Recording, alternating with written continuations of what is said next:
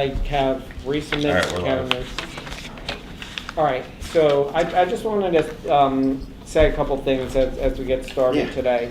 So I think we kind of need to regroup a little bit.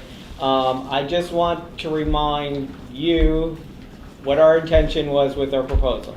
And we've spoke before, and I know you ultimately have the same goal. Sure. Recruitment and retention, and especially heavily on retention. By your own admission, you've been here for a month and a half. I personally have been in the school district for 23 years, right? Thank you for that. You're welcome. So our proposals seek to retain our teachers and recruit teachers, all right? So I want to go back to that. Why did we come up with these proposals? Not to give you a headache, not to give the board a headache, but to recruit, retain teachers, all right? I'll also say that, most of the proposals you guys have passed to us have been about taking away our planning time. I know you were a teacher. Sure. You understand planning time is a very touchy subject. We certainly are seeking more planning time, not less planning time. So I just wanted to kind of reframe where we're at. I will say I was very ticked off at the table because in my 5 years, this is my 6th year as chief negotiator, I have never tied two proposals together. I've never said to the district, unless you guys take this, there's no way we're taking this. I want to look at every proposal on its own face value. So today I hope we could clear up a couple pieces of language. I know there were some we were very, very close on. So I'm hopeful we could at least get those away. And also you got to remember, you're going, we just started these negotiations. We started back in March, right? March. So we have a little different I got you. feeling. So I'm hoping we could kind of get back on track today. Okay. So you want to go through everything and get on the same page? I think that'd be good, right? Just so we agree that this is where we're at, and let's just, if it's okay with you. Yes, absolutely. So you want to go ahead and just start at 1. Yeah, I didn't know what you were doing.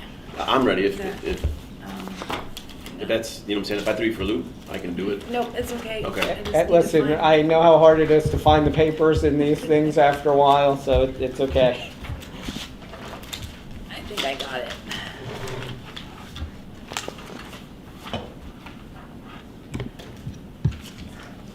Okay, so Article 4, grievance procedures, Section C, general provisions. I have that as we rejected. Correct. That's what you have.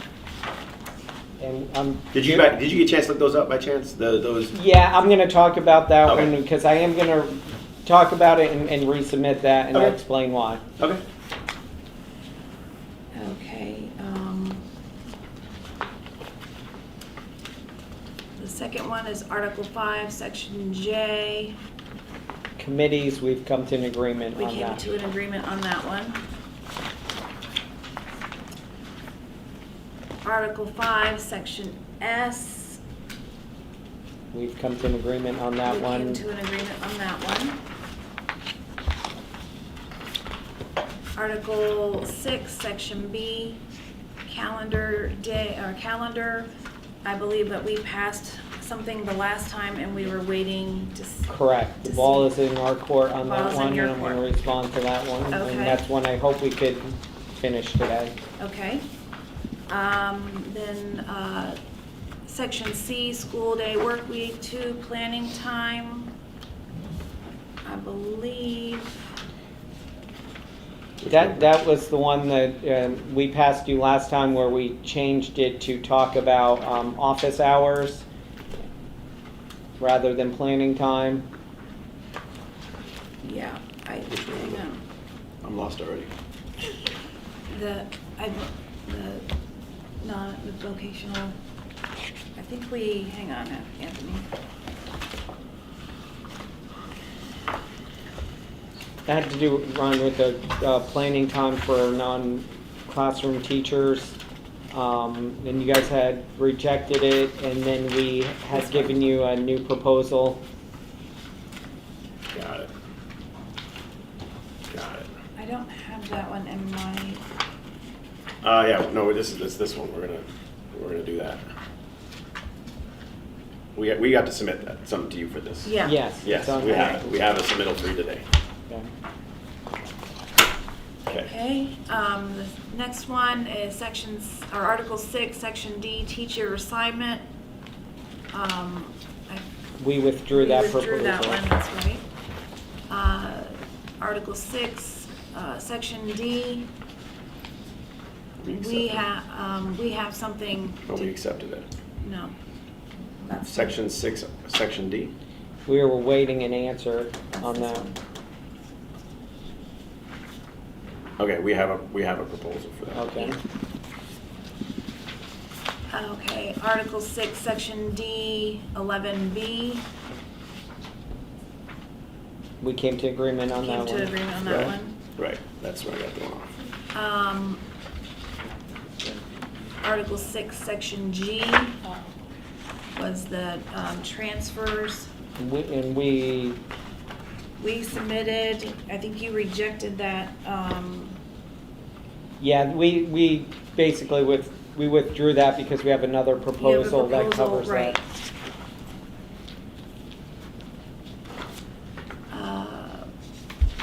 Article 6, Section M, we rejected that one. That was the air conditioning. Well, we tied something to that, didn't we? We created a new, Right. so completely different, Right. but we right. rejected that one. Okay. Article 6, Section N was the CTE, Ball's in our court on that one. correct? And I'm gonna respond to that. Same with the next one about the CTE internship. Okay. I'm gonna respond to that. The leave of absence, Section B, we came to an agreement on that one. Yes. Summer training rate for hourly differentiated pay plan, we came to an agreement on that one. Correct. The pay for performance for speech pathologists and the Cs, we're holding that one because we're not ready for money yet. Same with the next one, section, or number 8 with BCAs, OTs, PTs, and media specialists. Yeah, and just remember, we did pass You a passed a more new one, recent one correct. where we Yes, reduced you- the amount for the Yes. BCAs. Yep, I have that. And then differentiated pay plan, pay for performance supplements, we came to an agreement on that one. Which one is that? This is the one where the language you passed was, this includes members of the bargaining. Oh, yeah, correct. Yeah. And then number 18 you withdrew, or the conformity law and savings clause. I wanted to go back to, and Ryan, you weren't at the table, I don't think at this time, so I wanted to Make sure I'm aware. make sure you have some information. I was just gonna say that, there's 5 more I think we need to go through. Okay, well, this was with the occupational physical therapist talking about the supplement. table? Yes, can you make sure that, Yeah, I don't think he, I've never seen this. Kyle, do you want to explain that quickly? Yeah, so prior to 2019, the district would place these people on a teacher salary, but give them a boost. I believe it's like 17% or 20% if you look at the time to now. And as you can see, this chart was created by BPS. Okay. However, somehow, something changed. We can't figure out what. The district stopped doing that. Okay. So there's fault on both sides here. I'm gonna start Yeah, there yeah. because we try to find this in our contract, and we cannot find this anywhere in the contract. Okay. However, at one time, this was on the website for BPS for OTs and PTs. Okay, where did this come from? This was on your guys' website at one time. I don't know if it still is. I will look today. Okay. But this was a document created before. It used to say who it was created by. Effective 2018. Yeah, it was. What's her name that used to work here? In Green, no, in Green's office before Green. Oh, Dr. Tulks? Dr. Tul- What was her first name? I don't Anyway. Carol? No. Was it in? Rochelle. Oh, Rochelle's Schwinn. Oh, Rochelle Which Swin. one She created? created Yeah. that? She created this. Let's put the Okay, so lottery what's the name. intent? What's the ask? I believe what the reason why we're showing this is because there was a lot of discussion about why OTs and PTs should have more money, or the supplement that we put across. And this is along the lines like, hey, this is something we've always done. Yeah. It just changed in recent history. So, I hear you. And I mean, the ask was be like, we make sure this is being implemented, yeah, but yeah. So yeah, this just kind of ties along with the money thing, right? They need more money. Yes. Right. Got it. So we're saying there was precedent that these folks No, were yeah. making- No, listen, And then, yeah. it's just like, don't touch it. No, I get it. I'll get yours. I want to also please recap some of the things that we passed to you. And where's that list at? I have it somewhere. And on the 23rd, just so I'm under, the first one was like it's right here. It was a perk recognition that you guys accepted. Yeah. Yeah, hang on one second, let me find Yeah. this. I just want to make sure that I'm,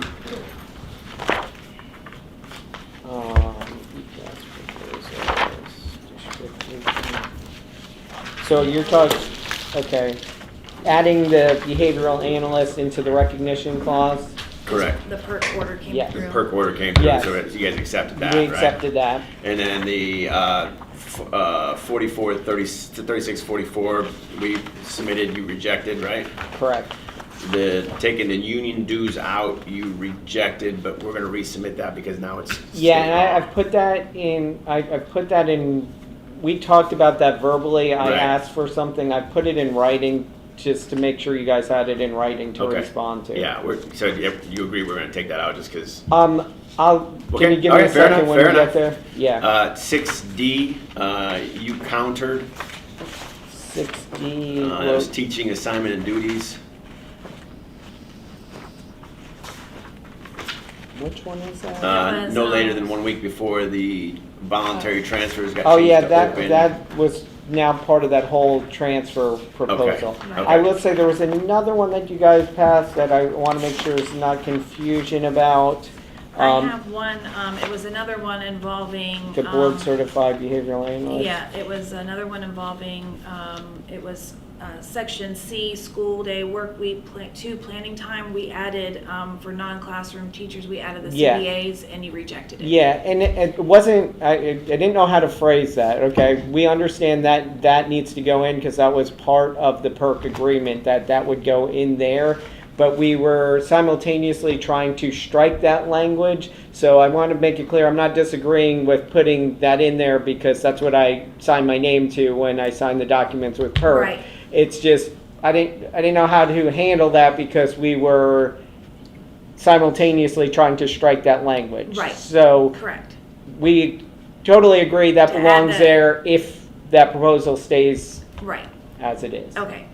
Does that make sense It to you? makes, Yeah. it makes No, sense. we're good. Yeah. Okay. And then 6B also, we submitted, and that got rejected as well.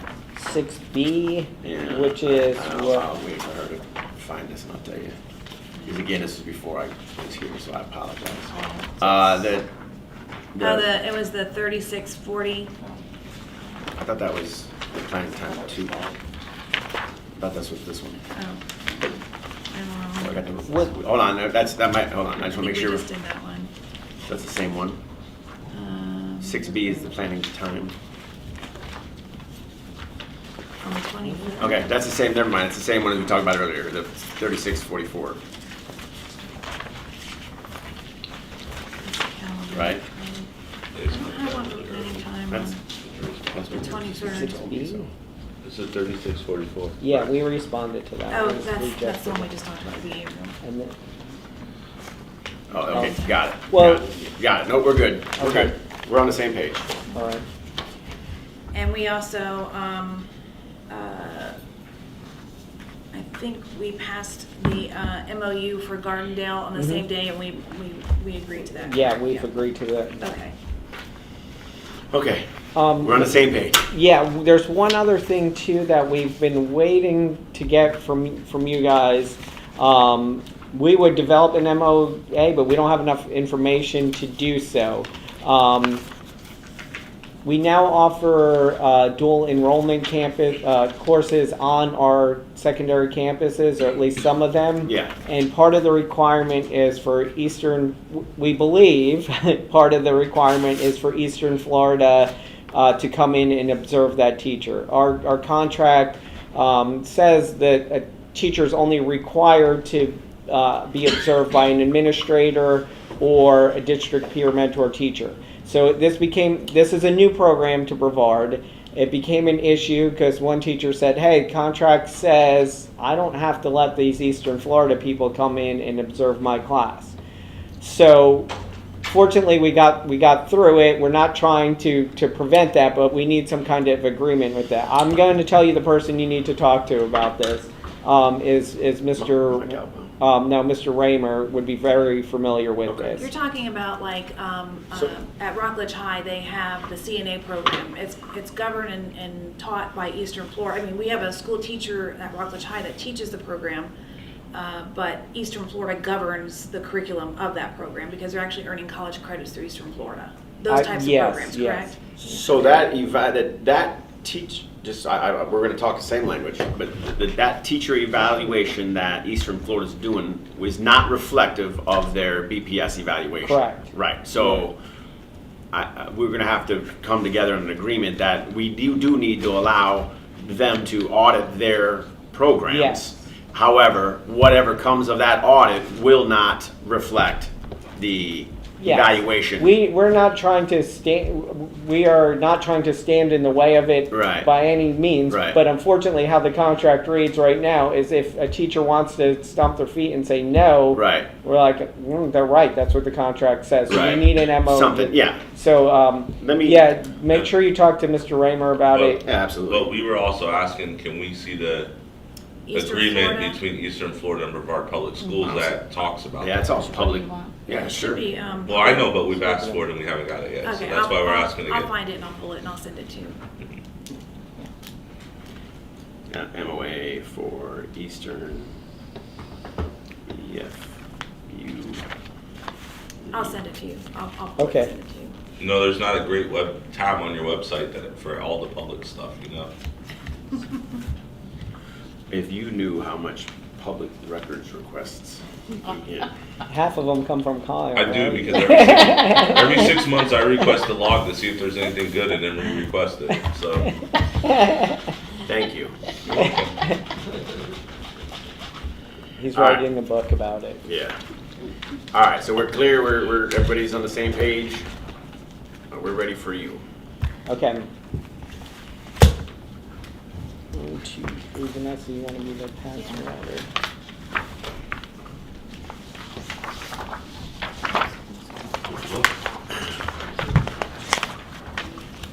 We saved you on copies today, you only need 2.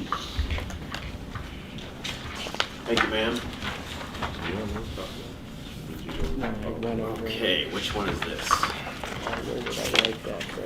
Okay. All right, so Ryan, as I explained, just to try to help us keep organized, I have resubmits, counters, a couple new proposals, and outstanding items. Okay. All right. So first, with the resubmits, I have the grievance procedure, Section C, general provisions. No reprisals of any kind shall be taken against any participant in the grievance procedure.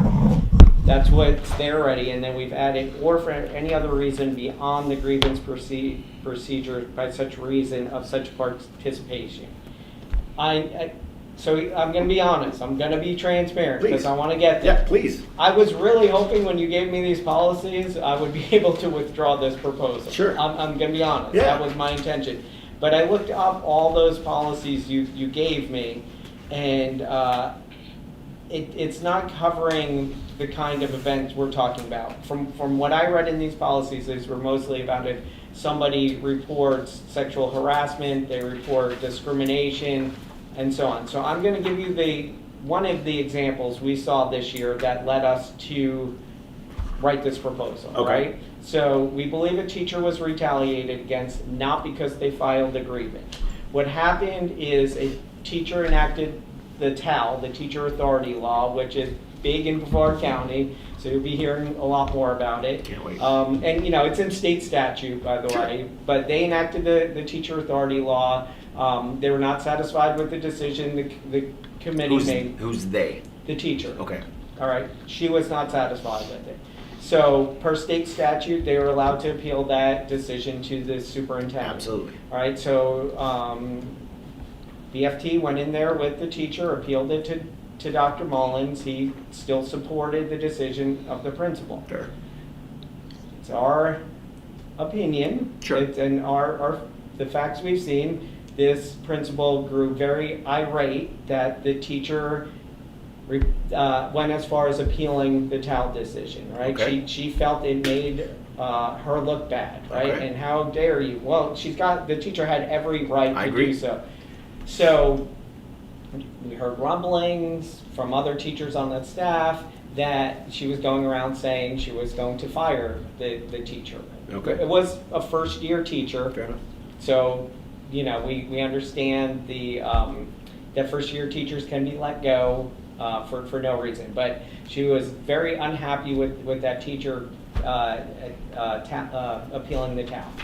So we were about to have a discussion with the principal and teacher about the TAL and some other things going on. Sure. Next thing we know, teacher was terminated. Okay? Now, we were able to spare that teacher's job by getting her transferred, because that's what we do for our teachers. Sure. But we clearly felt that was retaliation. And retaliation is difficult to prove. Correct. And I usually tell our team, let's not go down the rabbit hole of retaliation. Right. But as president, I felt this was a case of clear-cut retaliation. Uh-huh. Was she still in her 90-day Yes, probation period? she was. She No, was. 90 Well, days. they Not changed no, one no, year, yeah, yeah, the the one one Oh, year. first year. Yeah. I forgot. Yeah, Yeah, first first year. year. Yeah. So, we brought that to the attention of district staff, Yeah. like you would want Yeah, us to. absolutely. And said, hey, this isn't right. We were basically told to go pound sand when we felt like this was clearly. So it wasn't investigated at all? They listened to the principal side of the story. If that's Is there a report on that? Do you know? No, my understanding is the decision makers got their side of the story from the principal and discarded the other side of the story. So we took matters into our own hands. We did something we've never done before. We called for that principal's termination. And let me tell you, that was not well received by folks in your position, some of the school board members, etc. But we had no other recourse of action, right? There was nothing for us to do. We had no way to grieve that. We had no way to argue that. The policies don't cover that kind of incident. So that is what has led us. There's been more than one this year, but that was the big incident that led us to put this in there, all right? Because we know we can talk about retaliation if it's because of a grievance, but in these other circumstances, it's not happening. So, like I said, I really wanted to go, okay, you know what, I trust Ryan, we're building trust, he's got it in policy, he'll handle it, but I don't, unless you could really show us in policy where something like that would be covered, we need to keep this on the table. I hear you, and I appreciate your concerns, but in every one of those policies I sent you, the statement is retaliation in any form is prohibited. I mean, that's what it says. Retaliation in any form is prohibited. So, maybe if we take a caucus and you want to show us exactly where it says, because like I said, I felt like the policies I looked at were just surrounding sexual harassment. Yeah. Like No, right. No, right. I hear what you're saying. Okay. We'll look at that. Okay. Absolutely. All right. Next proposal, we were very, very close on. There's just one little thing I'm hoping we can come to an agreement on, and I think we hand wrote it there because somehow it got all messed up. Fair enough. You had in there the employee will make up the time as determined by the principal. You know, little concerned situation. Principal says, okay, you want to flex that time to go observe Rosh Hashanah. You're coming in on Saturdays for the next I mean, that's not 4 weeks. So, okay. so what we just said is, mutually agreed with the teacher and administrator. We took the word principal out because some Sure, absolutely. folks Yeah, have administrators now. So it's, we're good. We'll accept the one day. We feel like it's a Step in the right direction. Step in the right direction. Thank you. It's just we, are nervous that. And on the flip side, here's my concern with that. Yeah. Right? On the flip side, hey, I'm going to need you to cover, 8 planning periods, and the teacher goes, no, I'm not doing that. Okay. So it's the same thing, right? Like, I can see a teacher saying, I'm not covering 8 planning periods before I see a principal saying, you're going to come in on Saturday. Well, Is that a fair I statement? would just flip that around and say just the opposite, but I do understand what you're saying. So- That's my concern on it. And would there be a way for HR to? we might be able to caucus on that and come up with Okay, something. okay, good. Because, you're right, we're not far apart on that. Yeah, I've just worked with some challenging folks that when... I think the feeling's mutual. I agreed, right? Right? So we can caucus and come up okay, with something with that. awesome. All right, and then we're very close on the CTE proposals, so. Where you at? Hold on. Okay, gotcha. Page 5. So 15 and 16 are what you gave us in the counter. We're willing to take those. Then we had the whole separate CTE proposal about the internships. So we liked what you did here with your counter, which we feel is another step in the right direction, which would give us an opportunity to grieve a situation if district staff was not offering these folks the same support. So we really liked what you did there, so we said, well, why don't we do that for the internship piece as well? So we mirrored what you guys did for 15 and 16. We took our other proposal about the internships and we said, career and technical education district staff shall assist teachers with fulfilling the duties of student internship. So are you taking away the The other other one proposal. and you're just adding it to this? Yes, yeah. I think we can accept that. Oh, you're gonna accept that? Yeah. Excellent, good. Yeah, that's the old intent of that. All of that was, we have people in place. I've talked to our CTE directors. She says it's happening. Let's make sure it happens. Yeah. Let's make sure they get the assistance they need. And our CTE programs are the source of pride in this district, Yes, and they're growing, and I'm a huge might fan just of be CTE. growing pains. Huge fan of CTE. I wish it was around when I was. Okay, then we have a couple of new proposals. Yeah, hold on. So we got it. Okay, so these are all the ones. So we're cleared on the ones that you. Yeah. Okay, We need to go through some. that's fine. That's fine. Okay, I'm ready for you. All right. So, as I started with, right, our union was really looking at what do we need for retention, what do we need for recruitment. One of the biggest things that our teachers are telling us is, we need to be treated like professionals and we need some flexibility in our schedules. That's widely accepted by employers all across the nation in lots of industries. It's a little harder in education because we have students in front of us for 6.5 hours a day. So this proposal now says members of the bargaining unit may work remotely outside of the student day unless there is an on-campus obligation, i.e. professional development, parent conference, faculty meetings, IEP, 504 meeting, supervision.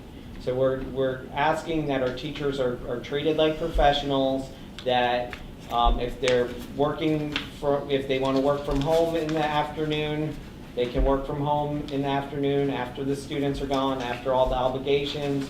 In the morning, if they want to work from home, which is more aligned with our high school schedules, where they have a bigger chunk of time in the morning, they can work from home. And I'm assuming that you want this, because they are within the bargaining unit, these are teachers that are also, that are up here, that are not on school campuses as well. That would, I think we could have some conversation on how that would work. I mean, Can I highlight one of those people though? So Yeah. there's currently a position, a tech integrator. They work in the technology department. They're teachers. They are covered in our contract. Everybody else in that department is allowed some form of remote work.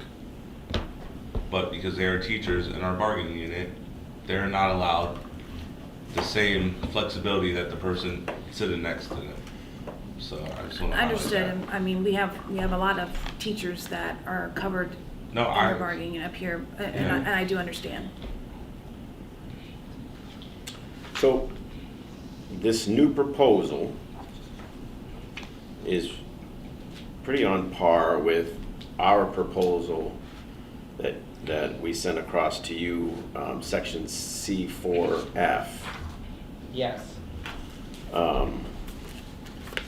But with that, we asked for the getting rid of the early release Friday. And you said no to that, right? Correct. Okay. Here's some concerns.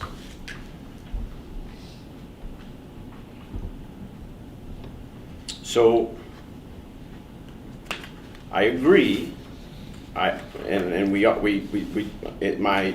section C4F that we passed across said, a teacher may leave immediately after student dismissal to work from home not to exceed, I think we changed that to not work from home, but an alternative site. Alternative site, we did. Alternative site, not to exceed the 40-hour work week, providing the teacher does not have any assigned supervisory duties. Actually, that's what we Okay, passed. sorry. When all camps have been met, after student dismissal, teacher may continue working at an alternative site. Once all on-campus obligations have been met, and after student dismissal, teachers may continue working at an alternative site, right? And we pass that along with your Friday shortened day that we were asking for 23-24 school year to be removed.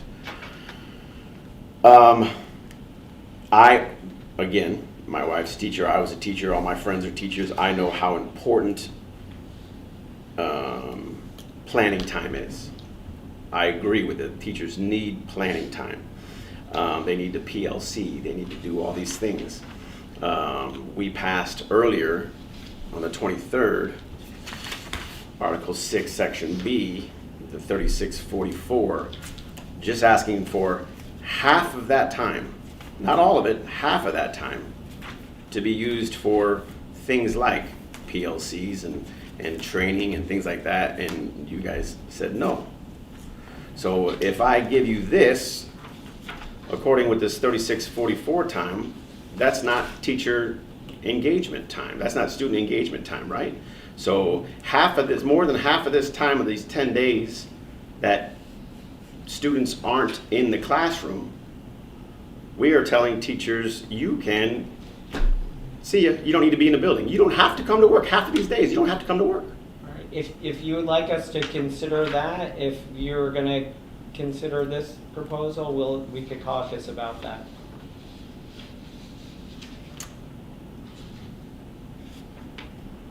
I appreciate that. It's a concern. And again, cards on the table, it made me laugh a little bit when you were talking about people like PE teachers on Friday need a short day so they can go PLC. All my friends are PE teachers, and we're going to go meet today at the PLC on a Friday, and it's not going to be at a school, but they do call it PLC, so it made me giggle a little bit when he said that. So I'm still kind of looking at maybe a different day, because like I looked, and our again, what you're telling me is teachers need this time to PLC on Fridays to PLC. Planning. Well, This- I and mean- planning, hold on, but on the same page, our absentee rate is 30% higher than any other day on Fridays. So 30% more of my teachers are not there on a day that the union is telling me we need that time to PLC. It's kind of, it kind of does, it goes against what you're saying. Does that make sense? So I think we left off that discussion. I would be willing to have further discussion Sure. about moving the day. Mhm. I'd like some more Yeah. information and input. I do not want that to be a union-only Yeah. decision. Fair enough. And I mentioned to you previously, it was on Wednesdays. Right. And it was a district decision to move it to Friday. Yeah, I don't know why that was. I I got to I- research that. We know. Yeah. So Yeah. I'm not squashing that idea. I'm just saying we could do some committee work outside of this, get some community input about moving it to, I'm saying Wednesdays because that's the. Yeah, that just- day. Right. I don't think my teachers would love that, but that was a conversation I'm willing to have and be open to. All right. So the district history and the reason why it was moved from Wednesdays to Fridays is because we have a lot of students, or not a lot, well, we have students that are dual enrolled with Eastern Florida. And Eastern Florida does not hold school on Fridays, so therefore it prevented the students that were dual enrolled to have to come in on Friday afternoons because they're not attending, they don't attend class that day. So the students that only attended Eastern Florida, even though they're enrolled in a high school, they were still, they still have to come to school each day in the afternoon. But Eastern Florida does not hold school, so we did early release we moved it to Fridays. Part of it was because the kids were, the way the schedule ran is they were missing part of their classes as Correct. well. But it's a very small percentage of students. And I just want to, because when a proposal comes across the table like this, if somebody comes back and watches this video, it'd be very easy to say, oh, the union just doesn't want to work, or the teachers just don't want to work. I can tell you as an English teacher, that early release time, especially after losing a planning period, it was invaluable. And when it was on Wednesdays, probably it was more productive. And again, I agree with Anthony. I think we need to seek community input and other people's input. But on Wednesday, it was midweek. I think a lot of teachers actually stayed way past the time they had to leave because you have this huge chunk of time where you could sit there and get, a ton of research papers graded or whatever it was. And arguably, I'm sure there's some, subject areas that might have a little bit more intensity for their grading. But I do believe that the majority of our teachers utilize that time. And I mean, even when I had that time, I was still grading for hours at home.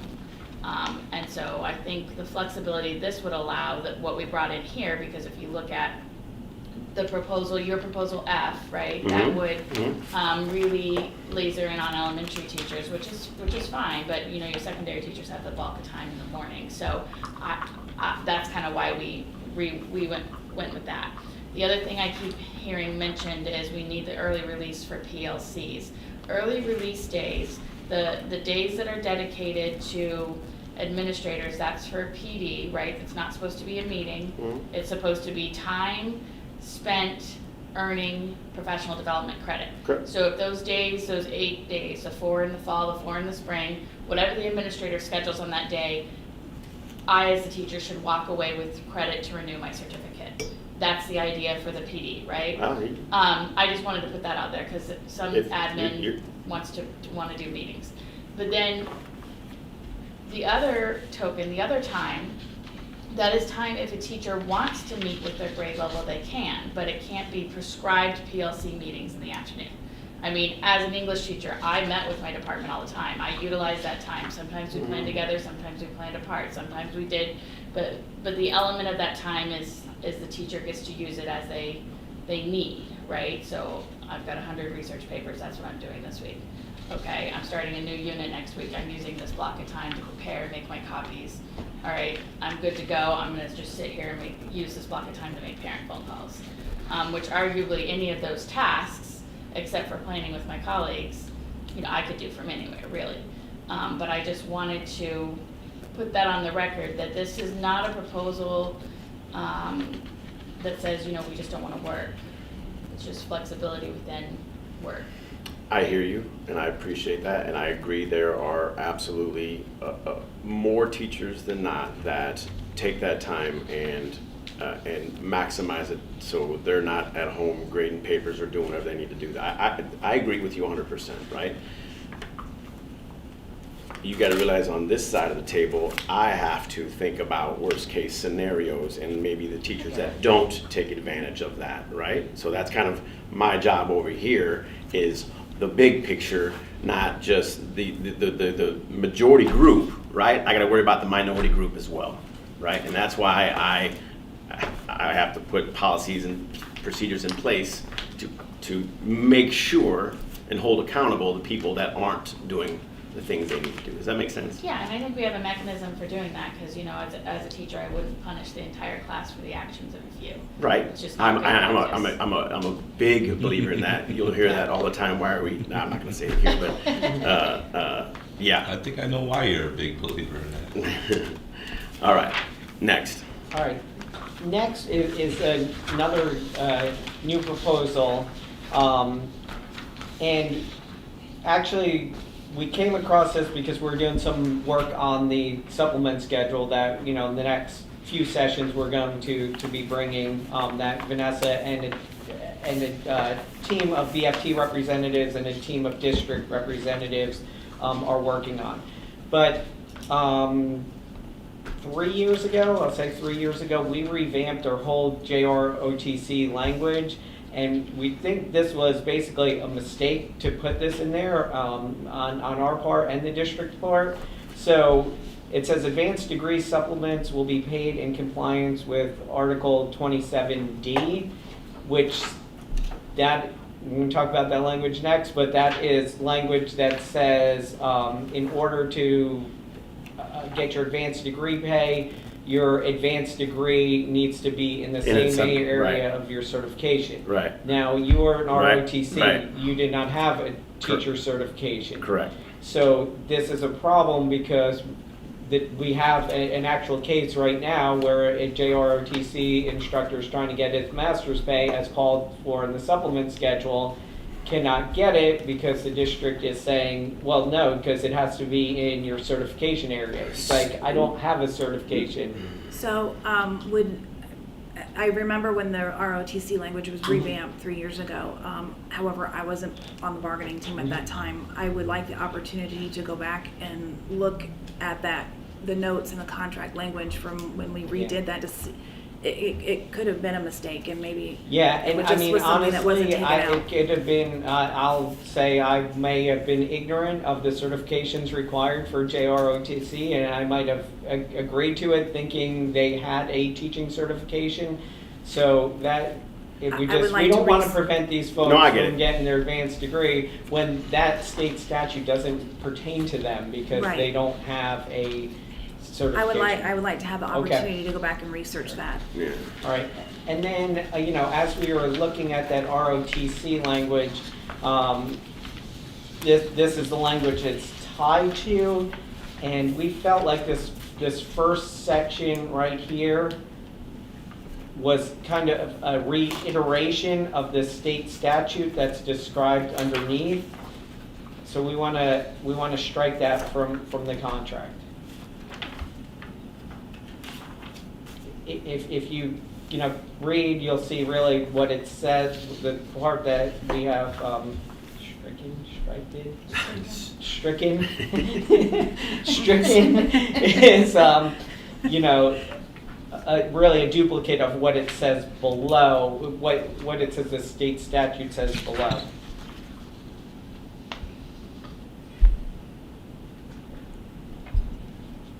So you're asking for ROTC teachers not to be? No, he's saying he looked at this and he was looking at the other thing and saw. Oh, this. gotcha. That's Okay. what he said. Okay. I'm sorry. We'll take a look at it. And can I kind of put you on the spot, pick your brain a little bit about this?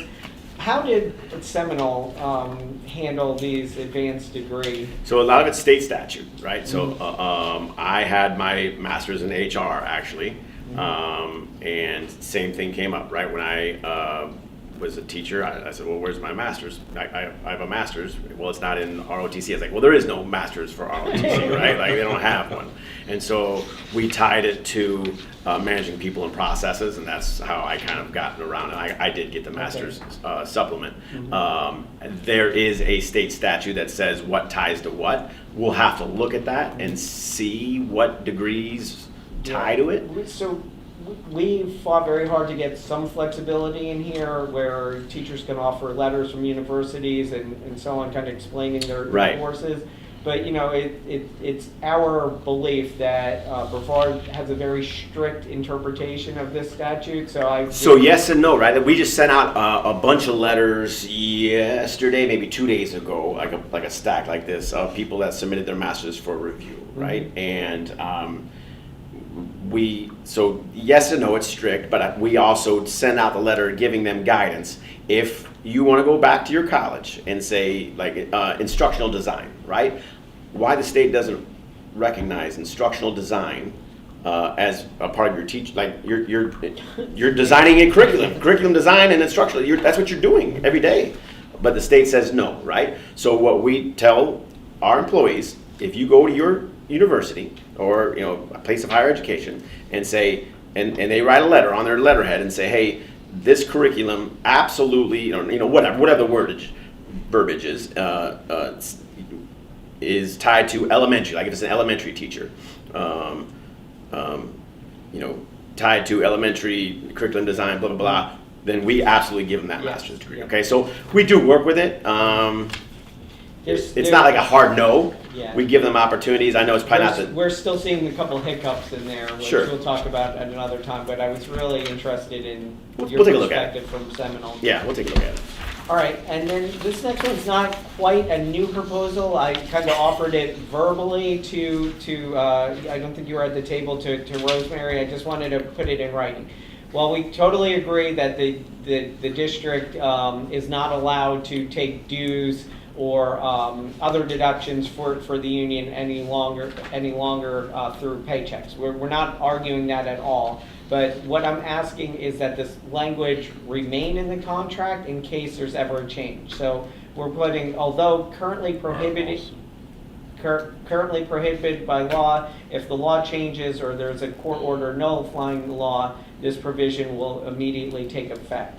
And we have that below as well for the other deductions that we previously used to take out, for insurances and stuff like that. So we're completely in agreement. We're not saying that's not what the state law says right now, but there's also... Law changes, you want to be able to have it in the contract, not have to negotiate it. Yes. Just to be transparent. And also, call it what it is, right? The 3 officers sitting up here will probably tell you we'll probably never go back to dues deduction again, but, we want that option in case. No, yeah, I'm good with it. Yeah, we can TA that. Okay, excellent. All right, and then these are the final section. We went through this already, so these were just the ones that we were awaiting responses for. And now, Ron, you made it very clear that the ones concerning money, I'm not expecting an answer today.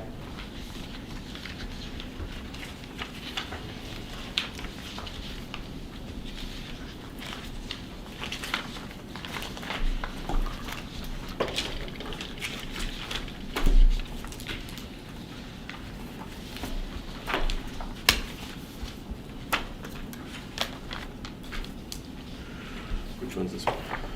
There was another one that we need to make sure it's cleared up too. Yeah, that worked on this one. Hang on, that's this one.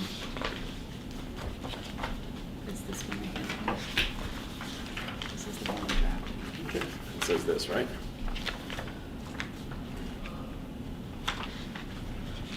Show the, okay. So we took out, Yep. All right, we got a counter to that. took that. Hmm? You're good with that? Hmm?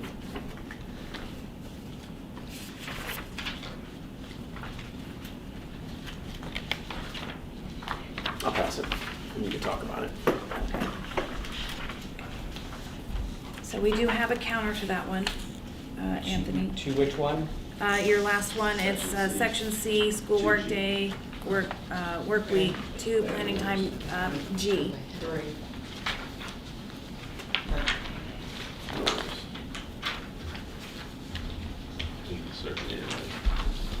Yes, ma'am. Yes, ma'am. So your proposal was all members of the bargaining unit who are not entitled to preparation time shall be allowed to schedule office hours up to 40 minutes per day. The scope of the work done by these members of the bargaining unit during the office hours shall be their discretion. The language is not intended to provide members of the bargaining unit both planning time and office hours. The only change that we made was in the first sentence that we took out to schedule. And that was the only change we made to the language. Go ahead. Just, I think we're clear on what office hours mean, but when some teachers read this, they had some concerns. We're not talking office hours where they have to, the traditional college office hours, I can go see my professor for an hour or two. If the member decides that they want to just, if they're working on graduation dropout or whatever they're working on, that is at their discretion. I guess I don't we're kind of, say that again, please, just so I'm clear what you're asking. I don't have a confusion, but some other people had a confusion. Okay, what's the question? When they saw office hours, they thought it meant more of a typical, the student, when you're in college and your professor has an office hour, they can stop by and see you. We're not talking about the same thing. We're talking about they can get work done in their office and. Yes, Right. so. We used your language. No, we didn't I Each school level has different hours of operation. Mhm. So I don't know how you want to word that. We're good. I So- just wanted it on the tape. Yeah, We're I good. think we're good. I think the confusion that came from some people, but I don't know that we read the second sentence to them. So I think the scope of the work done by these members of the bargaining unit during office hours shall be at their discretion covers that. So if you want to see students during your office hours, you can. If you want to Right. email during your office hours, you can. If you want to shut your door and plan Right. graduation, you can. I mean, because we Yeah. understand if a guidance counselor is using this time, but there's a child outside, they're going to see the child. Oh, yeah, You yeah. know, I mean, Mhm. you Right, know. right. No, I think we're good. Okay, But all right. thank you. All right, we're I know gonna what you were TA saying. that is, we really appreciate that. That is a huge Yes. win for non-classroom teachers. Okay. I'm all for it. I got too many papers. Because I know we got one more. Is that it? Yeah, I know. No. That's the one we just Yeah. Yeah. So the next one is the one we just did. That is No, that looks good. this one. The supervisory duties. So hold on, just.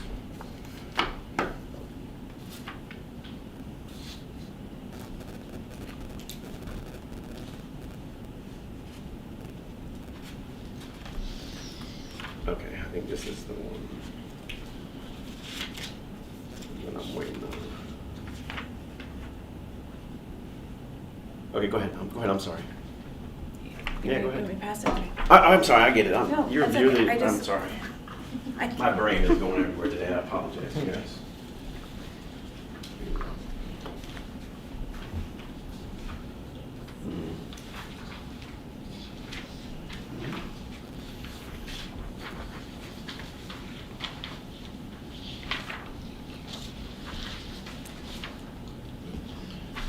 You got it. So the language that you submitted was non-classroom teachers shall not be required to perform supervisory duties for more than 45 minutes per day. A monthly schedule of duties shall be provided to all members of the bargaining 2 weeks prior to the start of the month. We countered the language to say non-classroom teachers shall not be required to perform supervisory duties for more than 60 minutes per day, with the exception of time during the first 2 weeks of school, during the first 2 weeks of the start of school. Times not included as supervisory duties include but are not limited to time before and after school, proctoring exams, class transitions, assemblies, etc. such duties are examples and are not all inclusive. So the only concern I have about this is where it says time before and after school. That's here's my concern. We're just going to talk transparently here, right?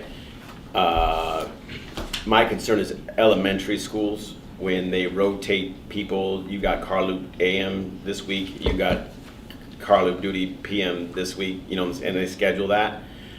I don't want that part of their 60 minutes. Does that make sense? So, Yeah. So when I met with these teachers, their concern was that they're being asked to do that duty morning and afternoon every single day. Right. So as you just described as a rotation, Right. I don't think we would have any issue with.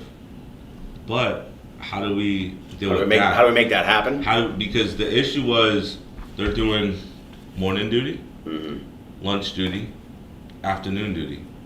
Some elementary schools, like the one I was at, we're going to put all the kids in the cafeteria or in a media center when they're on campus before the first bell rings, so we lower the number of supervision. Other schools, we're just going to let the kids be anywhere in the school, so everybody has to do supervision. As a somebody that likes structure and planning, organization, that doesn't make any sense to me. Yeah. So this scenario would allow them to actually be required to do more supervisory duty than they're already doing in some ways. Because if we're saying you can do 60 minutes during the normal day, but before school and after school, we can use you every single day. I don't think that was your intent based on what you just said. No, it's but not. That's what's happening. So how So do we... my understanding, and again, and this might be a fault of my, I have never worked elementary, so I rely heavily on some principals I know, and probably they're a better principal than some. Yeah. And they tell me, no, Ryan, what happens is third grade team, you've got AM car line. Fourth grade team, you got this week for PM car line. Next week, first grade team, you've got AM, and that to me makes sense. Makes sense to me too. That's what I did. So, you keep hearing me say this. That sounds like a leadership issue and not something that needs to go into contract. I respect that, but the current culture in Brevard is the principals are in charge of their building and nobody's going to question what they do. Now, if that changes a year from now, we'll sit here and I'll say, you know what, Ryan, you were right. So I agree. But- I agree. The principals are in charge of their building. They're the CEOs of that building, absolutely, and they have that's. However, right? If we're doing something that doesn't make sense, we kind of need to know about it. We do have area directors to I don't know, kind of guide them. And this is I hear you. I hear you. This is a throw up, right? Yeah, I don't know how yeah. this lands on either side. No. But I think we agree on proctored exams. We get that, right? We understand when FSA is going on. Right. It's all hands on I can't deck. tell you. Yeah, we Right. get that, right? Class transitions in the morning, kind of.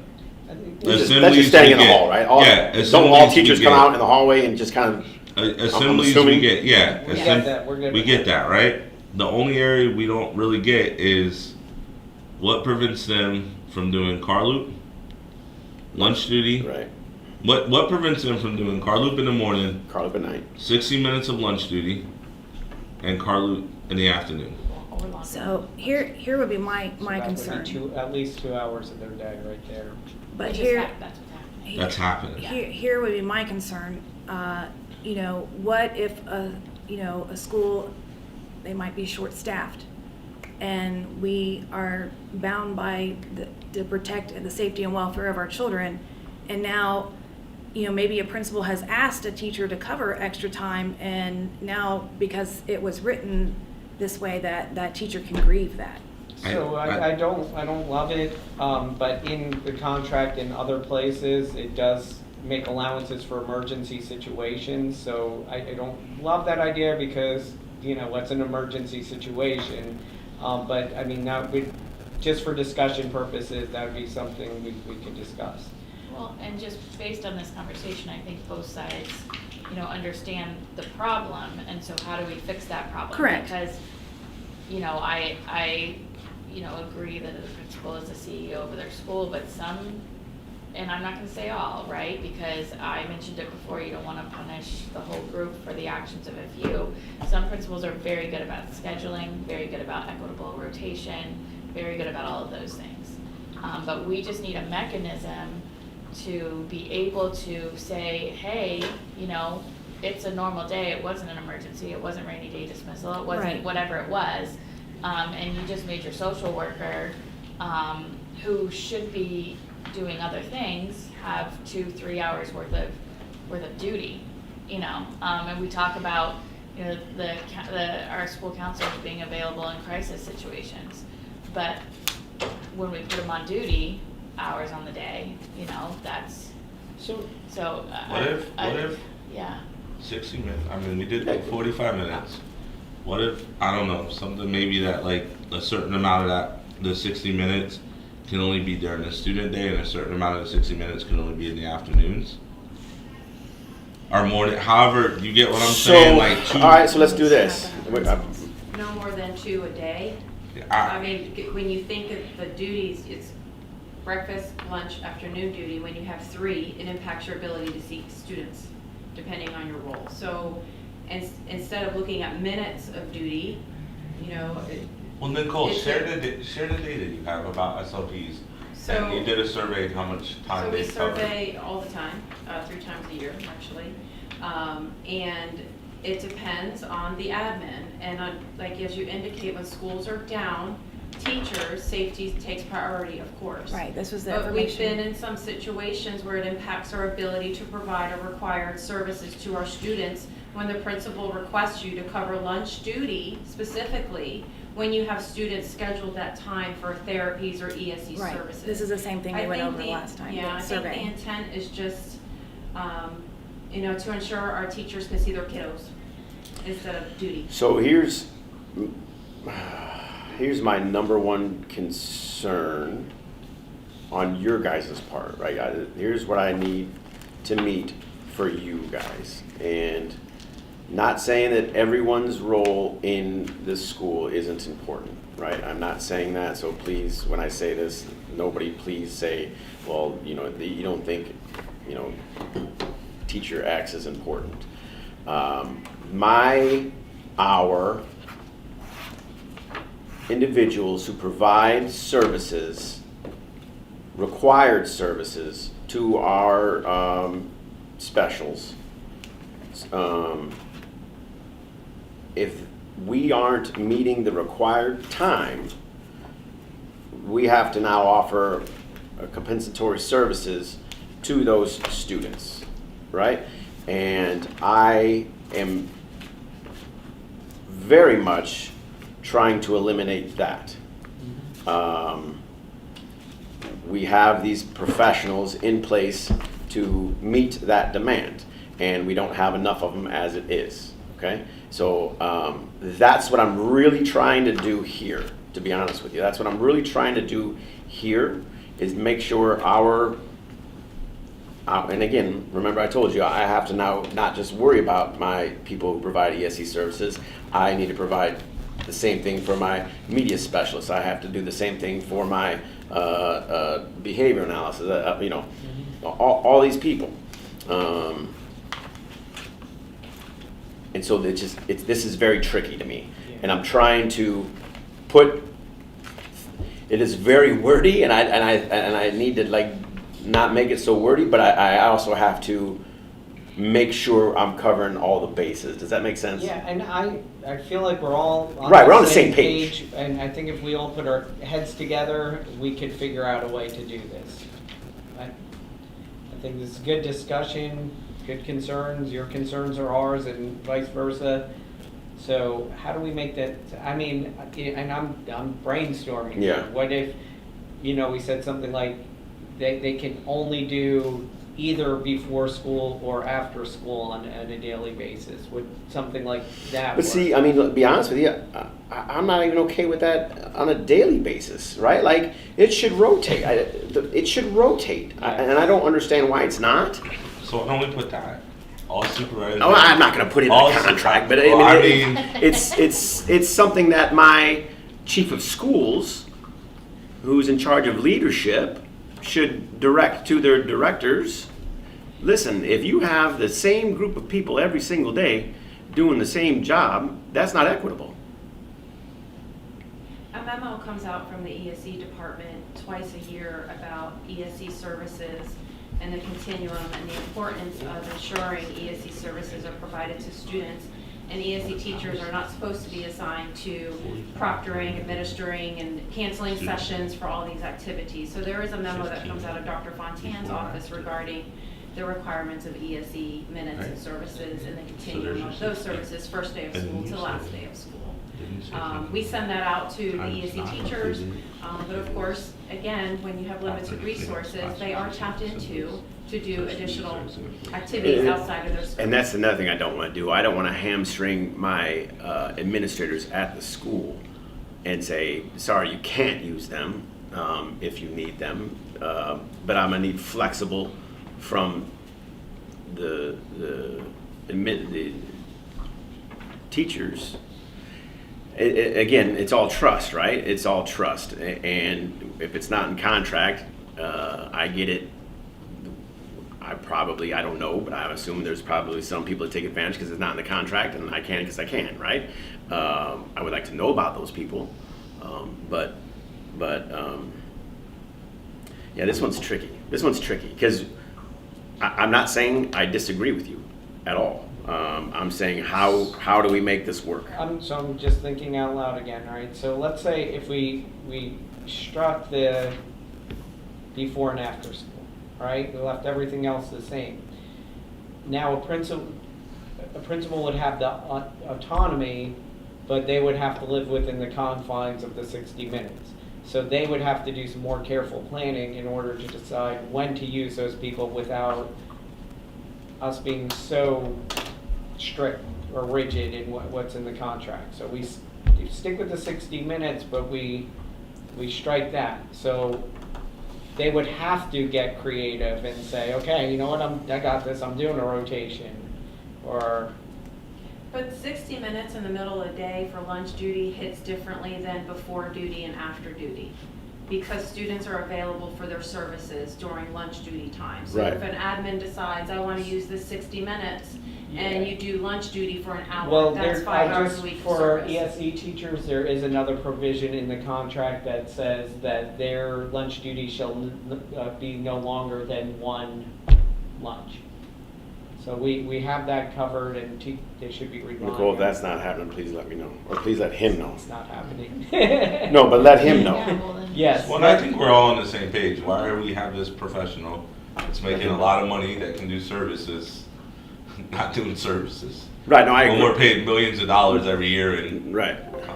making it up. All right, so So do you? let me think on this. All right. Well, we'll do the same as well.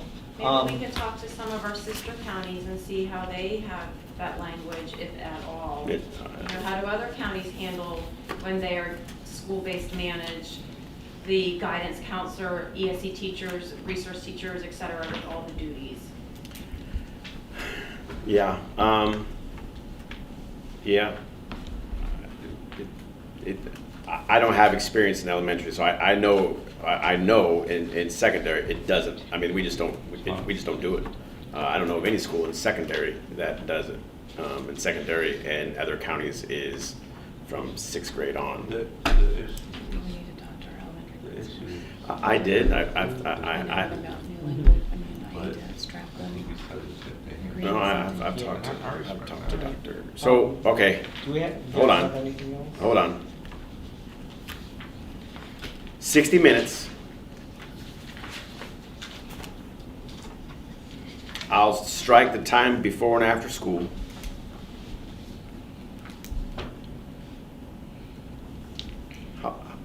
I don't, anybody work elementary here? How long is car loop duty? I don't even know.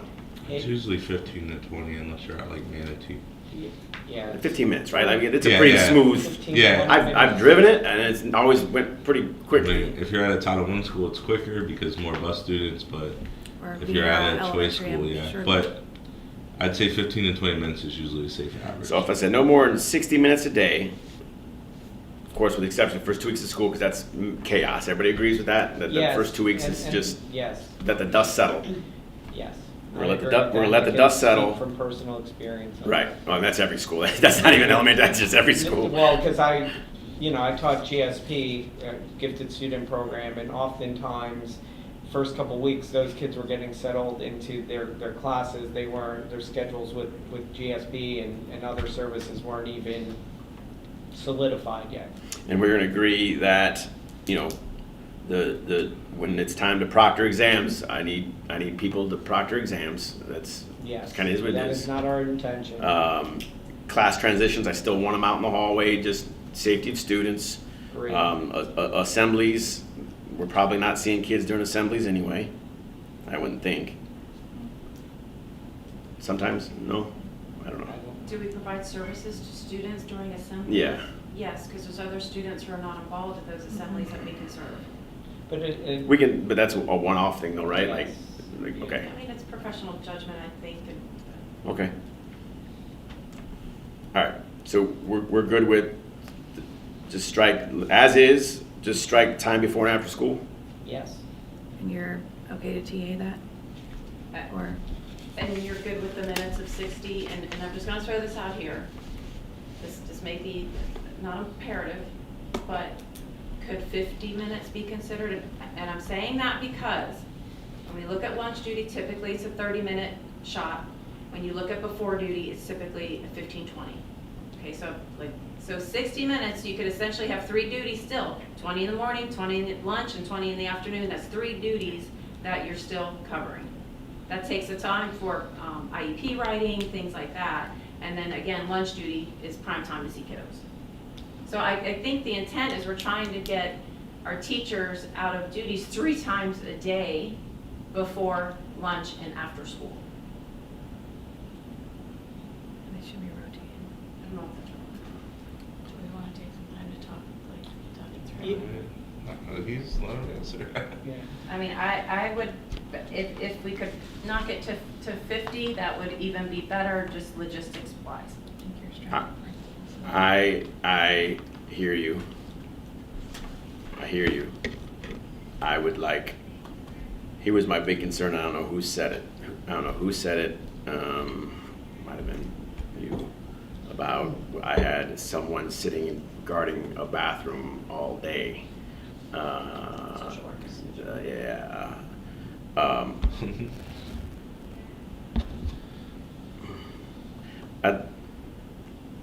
For this first go-around, we'll meet, we can meet again next year on this, but for this go-around, I think this is a pretty fair offer start. And I would like to, I'm not gonna put in here in the contract that I'm gonna make principals rotate that. I will leave this and go talk to my chief of schools and suggest it. I can't tell him what to do, but I think that's a best practice of rotating car loop duty. But I'm not gonna put that in the contract. So Yeah, if I can get our schools to rotate car loop duty, Lunch duty. well, I mean, that we should be good then, right? Yeah, let us just caucus. Okay. And make sure we're not overlooking anything.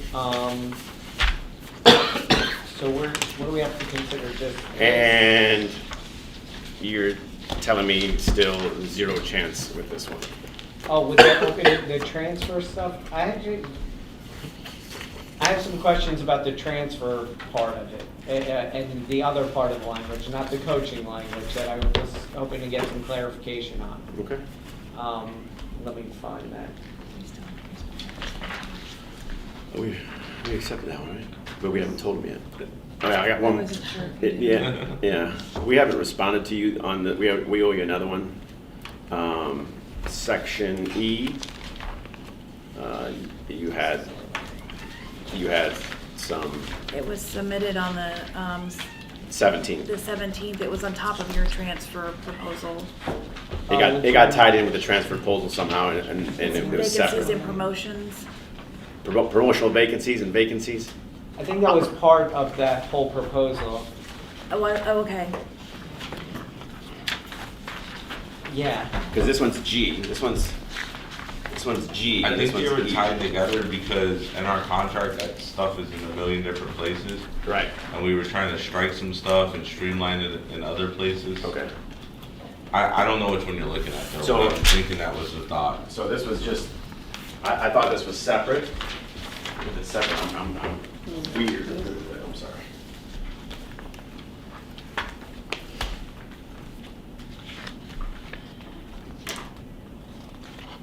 Yeah, I think it was tied together, but I also don't think we would be, yeah, look at the it's the notice stuff, like, does it need to go on the website? Are they Oh, still yeah. sending letters to the president of the union when something's open? Yeah, Yeah, that was part of that, but we Oh, would just TA. TA. Yeah, I don't have a, let me get a copy of Okay. that. Do you have it?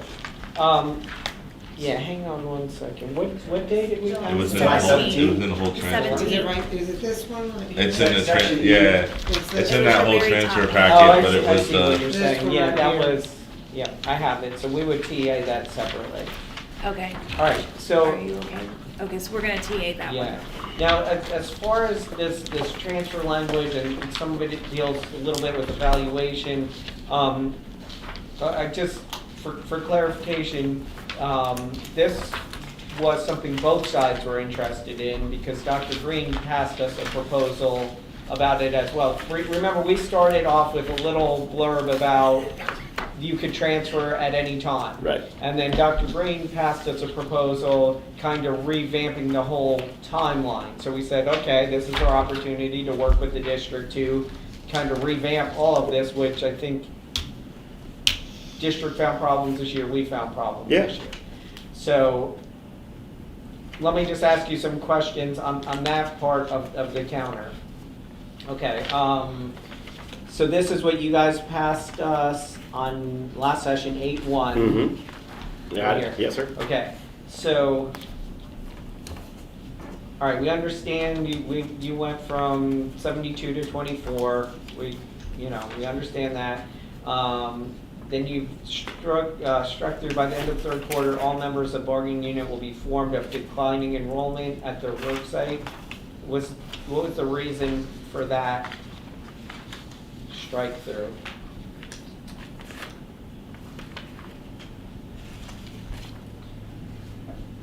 And what we're trying to do there is basically say, if you're going to be potentially required to go to another school because there's declining enrollment, we want you to know about it so you can try to transfer out. Unless we have that contradicting with something else. Well, that was part of I mean, it. The principal lets the staff know. That way, if somebody was intending to transfer, they can say it, and then the principal can make better decisions about Yeah, that was if big. they need to There was- involuntarily transfer There someone. was language we struck that's currently in the contract about that.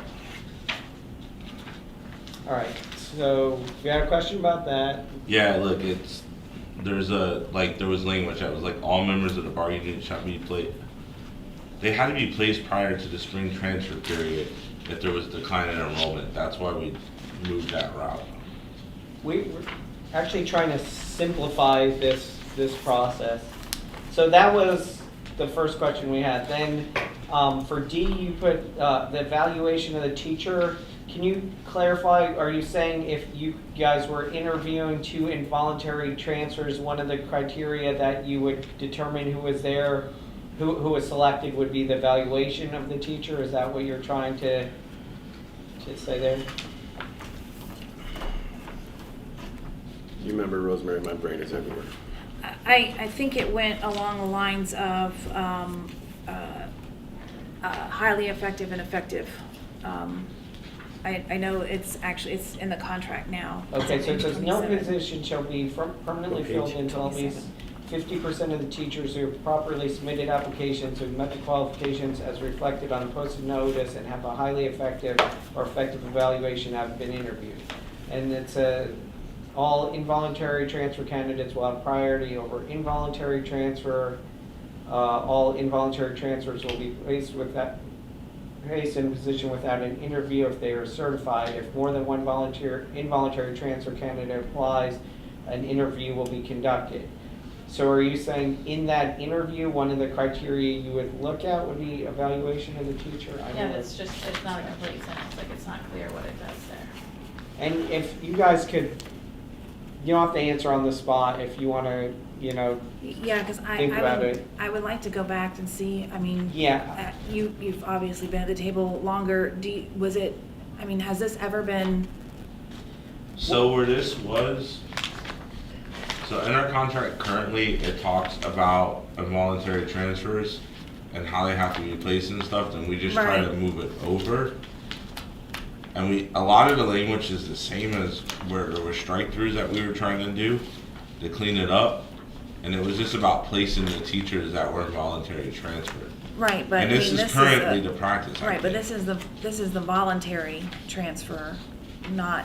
No. not Oh, involuntary. then maybe. Oh, This is voluntary. not Hold on, then involuntary. maybe we need to change the top where, I see what you're saying. yeah, we might have something in the wrong I- section. That whole D, we were referring to as involuntary transfers. Right, and the I section see, G is voluntary, Yeah, I not got you. involuntary. Okay. that's, we placed it in the wrong place, we're So trying to what- get rid, got we're it. trying to get rid of the 72 pages about transfers. Okay, Yeah. yeah, I mean, that's probably, do you guys want to Resubmit that. Yeah. resubmit it and? Okay, Resubmit that, look at, what we were, yeah. And okay. then I think we had another, I think you understand why we're trying to Sure. get rid of all the pages. Sure. I do, but I I think got it you. just confused us about, Yeah. Cause that goes under, yeah. yeah, that's in a separate, I thought we were gonna ask if that's a state requirement. oh yeah, so you, on page 2, you've added back in there, I think that's somewhere else, a listing of teacher vacancies shall be posted at each school, which is reducing continuing contract or professional service contract teachers. The list shall be made available to all teachers on the district's website or other internal electronic. We're trying to get away from like paper and posting things in the staff lounge, which Yeah. are a requirement. Why do you guys want it on like an old-fashioned list? Tell me where you're at, what page? 2C, you guys added it in. I think maybe when we say posting, we mean electronic, We added this? Yes. yeah. Okay, listing of teacher things should be posted at each school, which is reducing continuing. Is it already in the contract somewhere?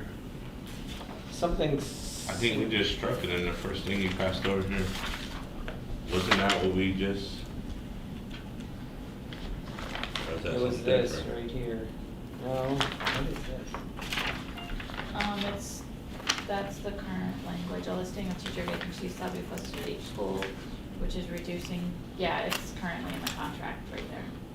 Yeah, it's C. under involuntary transfer again. Yeah, it's on page 28 of the contract. Not C. voluntary, so, We'll clean it up. Okay. yeah. Just a question we Clean had. it up. We'll clean it up. There's no state statute requirement that they have to be posted at a school or anything, right? I don't believe so. That's why we thought you put it back in there. I don't- Like, I don't- maybe we're missing something. I don't but believe so. I don't like, believe we can get so. away from the town hall boards, All right, so the I mean, in other, a digital age, I can't imagine. the other question, so our IPAS focus group assembled once a year, and it currently says spring. We try to make it to fall to make it a little more relevant, because every time this group led by Mike and myself meets, it seems like it's too late to make any serious changes. So that's why we have, Good. 4? we're on page 3, Number 4. 1A. Oh, yeah. Go ahead, I'm sorry. You know the answer to this, yeah. I'm not. Okay, I so think you- it was about evaluations and open transfer, maybe? No, so the IPAS focus group is when we look at our evaluation. Right. And mutually decide if any changes need to be made. And every time we meet, it's in the fall, it's in the spring with, It's in the fall. no, we want it in the fall. We had fall. Oh, I It's struck it, The but current Yeah. language says spring, we Right. wanted it to be fall. And I mean, if you The discuss with Mike Alba, he could probably give you some insight. We actually did. I think you did. I Okay. Yeah, was we actually, changing everything. yeah, because we actually brought him in for a lot of this. Okay.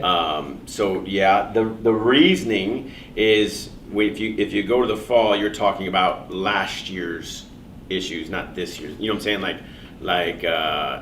If we meet in the spring before these final evaluations are coming, we can fix it now. Okay. If you talk about it in the fall, you're talking about last year's stuff that already happened, and I can't fix that. All right. Can we maybe do earlier in the spring? I mean, maybe like by end of February or something. The reason I say this is it's always like we have to submit these to the state for the following year. Right. And then if we wait till spring, the end of April, you can't submit it to the state to have it programmed in ProGo for August. Well, now it's not ProGo, but programmed into the evaluation system, Right. and then Frontline now, yeah. so I think even if we met a month or two earlier, it would help us with the state timeline. We can caucus on that. All right. Okay. We can actually. I mean, we can. You get why we're We trying can come to up with a date, right? Yeah. If we can come up with a date. We just the state. And then on the last page, this is probably our biggest concern, is we added in language 16C, very last thing, whether or not a teacher has a full evaluation nor a certain number of work days shall not preclude an administrator from recommending a first-year teacher for reappointment. So last year, and Dr. Green told me, it wasn't just last year, I've been doing this every year. We noticed it last year, that there was an arbitrary date set in January. And she said that anyone hired after this date in Right, January right. was not eligible for reappointment. So, okay, I'm sorry. Go ahead. And so we had we hired like, let's say 200 teachers after that point, and principals were satisfied with many of the performance of those teachers, but they were not able to hire them back automatically.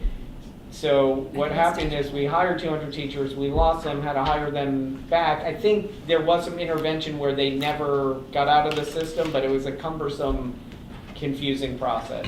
Because I think I have I don't have it with me, I think it's on my desk, but I think it's statutory that they have to work so many So- days. And I'm gonna get you the statute. So I've given you this. I've given BPS the statutes before and our legal interpretation. I will forward it to you as well. Yeah. We've had multiple lawyers look at it, and the statute talks about a probationary contract because a contract for 1 year appointment, and then it goes on to talk about a teacher. I believe what you guys are referring to is a teacher must be observed and evaluated at least twice in their first year teaching in the school district to be eligible. And we've provided, I'll send it to you again, but we've provided those points from our legal that's like, no, you guys can do, they may not get a full inclusive evaluation, but there is ways to evaluate teachers if you would like to reappoint them. So like when you were a principal. And Okay, yeah, so hire somebody in May, right? We hired somebody in April. Yeah, and you're like, this person's great. Well, like, you don't want to get rid of them. Well, given it's not, we've got a shortage. Like, when you non-renew a teacher, we get so many calls and they're in tears, they're, I'm highly effective or effective. Let the principals keep them, and they don't have to stress about getting hired again if the principal wants to keep them there. I'll look at your language. Send me, can you send the language to? That's what I'm doing right now. I'm sending this whole packet. No, to I mean you. Yeah, I'm Okay. looking for it right now. because I And know, I'm sending you this packet. Because we gave it to Paul and the board. I but know I'm I have assuming- something, I just don't know what I do with it. Like,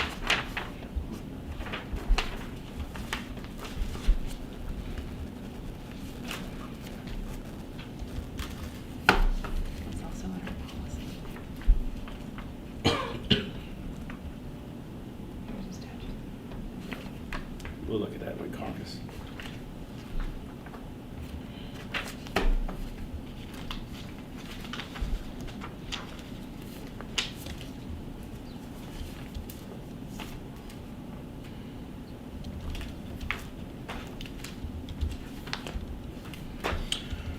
All right. All right. So we're gonna look at this, and now we're gonna get to the part where you tell me to shove it. Hey, I've said worse. at I know the it. table. I've heard. I've heard. Speaking of digital. We are. This is a big chunk of change. We agree. The transfer language. and- All the, yeah. Yeah. And this affects 100% of your membership, yes? You agree? Yes. Okay. Now we're gonna come together with something on this. We're going Okay. to. This affects, I know it's a sore spot for you. I know it. I know it, Well, okay? thank you for I recognizing know that. it, right? But can we agree that this might affect 1% of your membership? So I'm going to work, and we're going to come to an agreement here. I promise you. 100% of your membership this is going to affect. I would like for you to work with me on this that affects maybe 1% of your membership. So, a couple things with that, all right? So, one of my concerns with this is I don't see it as a big problem in this district, right? I don't see that not being able to hire quality coaches is a significant issue. So that's Okay. what am I'm telling you, okay? And you know there's been a huge history of that language, which we've had. That's what I've been told. And then let me make another request. If you want us to consider something, give me more. Give me a different. You know, don't just give me exactly what I don't want. Well, I mean, we did you even look? We passed something to you. Did you even look at it? Well, The change? yes, looked at it. Actually, you literally you didn't have it attached Okay. last time. So is it still what was that passed? It says positions pursuant to this article will simultaneously advertise to all employees and external applicants. Which date was that? Is it July 17th? July 17th, it's the same.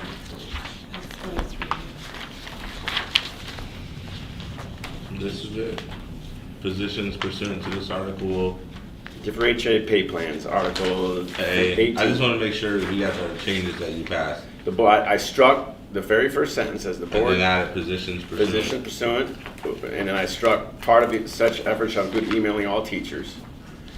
And then I struck the last sentence that says, when other factors are judged to be equal, it is the intent of the district that teacher applicants from the school with the vacant position shall be chosen. So, again, let me just remember encompassing all things. We hired we're trying to hire a football coach, and we had this debate teacher, funny dude, love the guy, applied for the head football coach job. Had no desire to be the head football coach, but applied for it, had the qualifications, but did it as oh, hire me, right? By this language, I would have to hire him, right?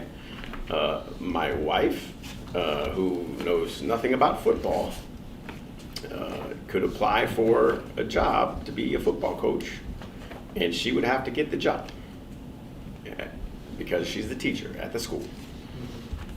That's where I have the issue, okay? So it's my belief that to an extent you guys are setting the qualifications for these Sure. positions because it's to meet the minimum qualification. Mhm. So I think you have some flexibility in how you set the minimum qualification. I do, but ultimately, do you agree if I've got a person who is obviously higher qualified than my wife, the guy that's highly qualified should get the job? Well, so Or gal. that's where the debate comes in, Sure. right? Because and we talked about it last time, there is a lot of value of having that coach on staff as a teacher, Who's it benefit? the student. The students, and that's what we're here for, right? Yep. We're ultimately No, want to benefit students. But I'm saying the benefit to students, we believe, is by having a coach on staff as a teacher for lines of communication about. I grades, about, absolutely agree. It you is know, invaluable to have someone on campus. I agree with you 100%. I was a coach on campus. It was so much easier when I was a coach on campus than when I was a coach off campus. Mm-hmm. You had access to teachers. You knew the kids. You come see me second period, right? We're going to talk this out. So that's what we're saying So, the value is. absolutely. all I'm saying is, that's why the one-offs where I have an opportunity, I don't want to hamstring or lose an opportunity for our students to get the best person for the job. All right, when we caucus, we Fair enough. will I appreciate seriously it. consider it. Yes. You frequently have asked us Sure. not to bring contract language for one-offs. That is like one of the things that district, Fair enough. I'm just, Fair enough. to be fair, we Fair have enough. frequently been asked, like, well, if there's a one-off, let's not, bring it to our attention and let's work something out. Okay. I just want to put that out there. But this is, because I get fair it. enough, but I'm not asking, when you're bringing it to me, you're trying to get it in contract. I'm not trying to get it in contract. You're trying to take it out of contract. for I'm a trying one-off. to amend something that's already in the contract. I'm not getting rid of it. I am amending it. I know Potato. I know you appreciate what I'm saying. I hear you. Anthony, I'm gonna pass this back formally. It's the Article 5, Union Rights, Section S, that BPS accepts. Okay, You don't have a paper that says we okay, accept. all right. And I just want to throw this out there, just put this on your radar. Now he's pushing it. No, I'm putting this on your radar. We have passed over to you to consider 1, 2, 3, 4, 5, 6, 7 items. Of those 7 items, you rejected 5 of them. We've agreed on 3 things. I've got planning time, no, union dues, well, I'll say, I'll give you union dues. But we kind of agreed to it. The You union mean dues. today, are you talking? No, about- total. Okay, So we came to an agreement on that. But that was just the union dues was we didn't really ask for anything. We just said, hey, we need to clean this language up. The perk recognition was to clean things up. You rejected the planning time, the 6D, 6B, the short day, and my Coach K. So, you asked for 19 things. we're getting there. We only rejected 2, right? So 2. 2. I can go through them. 2. Well, it took us You a withdrew long- two? It took us a long time to get there. Right. Um, So just put that on your radar. appreciate that, Yeah. what you said, but I'm just gonna throw it out there. Yeah. As an English and journalism teacher. My English is terrible, so please don't judge Yeah, me. I'm not Okay. judging you, but what I will She is. judge, She just I hate English teachers. what I so will scared. judge is when somebody tries to come take my time. I understand. I understand that. The amount of, I understand. maybe I punish myself for being that, but, when you're grading junior and senior level research papers that are 7 to 10 pages, don't take my time. I understand. All right. And so that's why we're fiercely protective I of understand. planning time. I understand everything. I promise I do. Just wanna put it out there. Fair enough. Yeah. Okay, Fair enough. all right. What do you wanna do? We all know what